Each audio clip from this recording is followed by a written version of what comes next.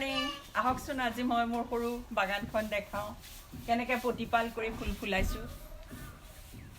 এয়া চাওকচোন এইবিলাক বহুত কষ্ট কৰি মই গোবৰ গোটাই আনি ধুনীয়াকৈ মিশ্ৰণ কৰি আগষ্টৰ মাহতেই মই এই কিচেনথেমামবিলাকৰ আগ কাটি কাটি চব পুলিবোৰ কৰিলোঁ কৰি এতিয়া এই ডিচেম্বৰ মাহত মোৰ একেবাৰে ধুনীয়াকৈ সকলোবোৰ ফুলি উঠিল মোৰ মনো বৰ আনন্দৰে ভৰি পৰিলে চাওকচোন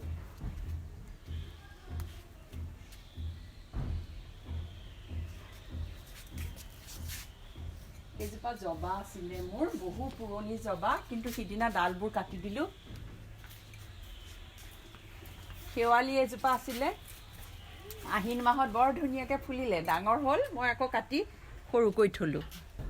এয়া আকৌ ডালিয়া ৰুইছোঁ আগ কাটি কাটি ঘৰতে হোৱাইছোঁ মই ফুলবোৰ সাধাৰণতে নিকিনো এবাৰ কিনাৰ পিছতে আৰু তাৰ পৰাই মই গঠন কৰি থাকোঁ এয়া মই ডালিয়া কাটিং কৰি ৰুই এয়া ইমান ডাঙৰ হৈছে ফুলিলে বাৰু আপোনালোকক আকৌ মই দেখাম এয়া মোৰ সৰু বাগানৰ ফুল এইফালেও আছে জেগাবোৰ বৰ কম কিন্তু তাতে মই এইবোৰকে কৰি সময়বোৰ পাৰ কৰোঁ তাকে আপোনালোকক দেখাবৰ কাৰণে আজি এই বাগানখনলৈকে আহিলোঁ এয়া চাওকচোন কেনে ধুনীয়াকৈ ফুলিছে দেখিছেনে এয়া এইবোৰ বাগান বিলাৰ থোপা এইবোৰ চব কিচেনথেমাম ইয়াতে মই মজি থাকোঁ এয়া মই তৰকাৰী বনাবৰ কাৰণে ওলকবি মূলা আৰু আলু কাটি ল'লোঁ ডাঙৰ ডাঙৰ কৰি মই কুকাৰত বইল কৰিম আপোনালোকে কুকাৰত বইল নকৰি কেৰাহীত তেল দিও ভাজি বনাব পাৰিব আৰু এয়া মাছ কাটি নিমখ হালধি সানি ল'লোঁ এয়া গোটা জিৰা কেইটামান ল'লোঁ এয়া জালুকৰ গুড়া এয়া আকৌ জিৰাৰ গুড়া এয়া পিঁয়াজ এয়া তেজপাত এয়া আদা আৰু এয়া তৰকাৰী শেষত গন্ধ ওলাবৰ কাৰণে ধনিয়া লৈ ল'লোঁ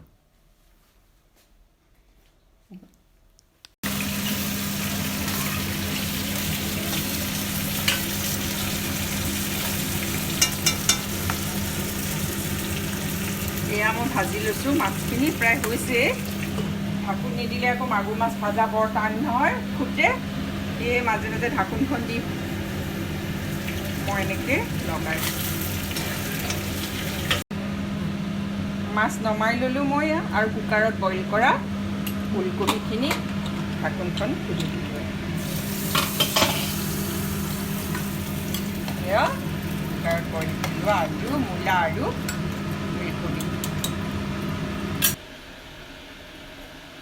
তেলৰ পৰিমাণ ইমানেই হ'লেই জোখৰ যেন পাওঁ মই আকৌ ধাৰা তেলটো ব্যৱহাৰ কৰোঁ আগতে বেলেগ বেলেগ তেল দিও কৰোঁ ধাৰা দিও কৰোঁ কিন্তু মই এই ধাৰা কাচ্চি ঘানিটোৰ তেলটোৰ সোৱাদেই বেলেগ যেন অনুভৱ কৰোঁ ইয়াতে এতিয়া মই পিঁয়াজ দি ল'লোঁ পিঁয়াজতে মই এতিয়া এয়া তেজপাত দিলোঁ গোটা জিৰা গুড়া কেইটামান দি ল'লোঁ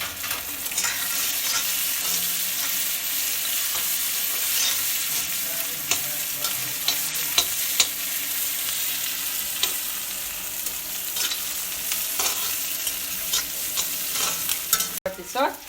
মই ইয়াতে আদা গুড়া বটি থোৱা আদাখিনি দি দিলোঁ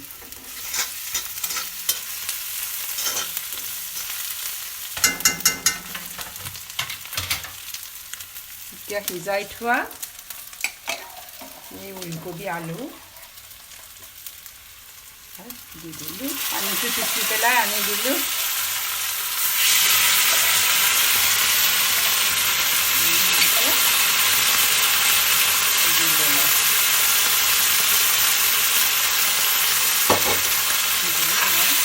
এনেকৈ লৰালোঁ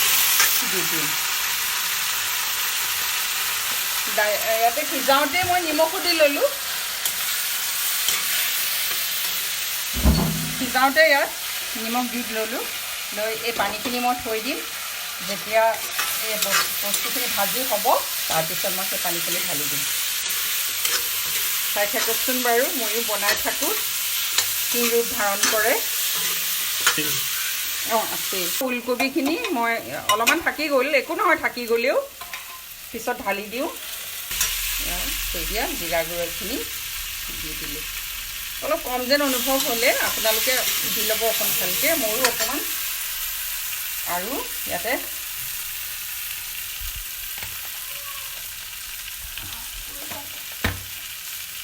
জিৰা গুড়া আৰু অকণমান দি দিছোঁ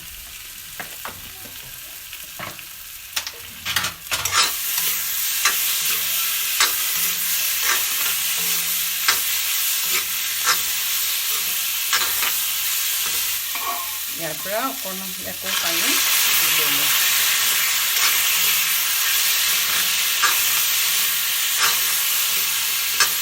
কি সুন্দৰ গোন্ধ আহিছে ভাজি অলপ লৈ লওঁ ভাজা অলপ হ'লে এতিয়া মই আৰু অলপ পানী দি দিম এনেকৈ আপোনালোকে পানী অলপ অলপ দি 5 মিনিট সময় ভাজি ল'ব আলু ওলকবি যদি সিজাটো কম যেন অনুভৱ হয় তেতিয়াহ'লে আপোনালোকে সম্পূৰ্ণ 5 মিনিট সময় ভাজি ল'ব আৰু যদি বেছিকৈ সিজা যেন হয় সেইটো আন্দাজমতে আপোনালোকে ভাজিব এতিয়া মই ইয়াত পানী এই পানীখিনি থকা পানীখিনি গোটেইখিনি ঢালি দিম চাওকচোন জলকীয়া গুড়া দিলেতো আৰু এটা বেলেগ ধুনীয়া ৰং হয়েই বাৰু আপোনালোকে জলকীয়া দি ল'ব মই পানীটো কম যেন অনুভৱ কৰিছোঁ গতিকে অলপ গৰম পানী ইয়াত আকৌ মই এড কৰিম আৰু অলপ পানী মই ঢালি দিছোঁ পানীটো অলপ সৰহকৈ দি ল'ব দি ল'লে মাছৰ সৈতে উতলাৰ পিছত ভালকৈ উতলিলে তৰকাৰীখন খাবলৈ বৰ ধুনীয়া হয় অকণমান সময় উতলিবলৈ দিব এই এনেকৈ অলপ উতল আহোঁতে আপোনালোকে ইয়াতে মাছখিনি দি দিব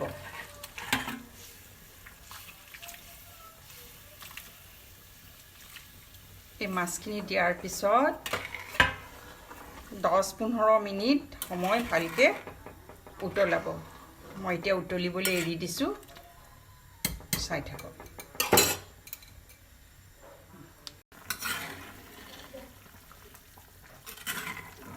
এয়া 10 মিনিটৰ পিছত মই জালুকৰ গুড়াখিনি দি দিলোঁ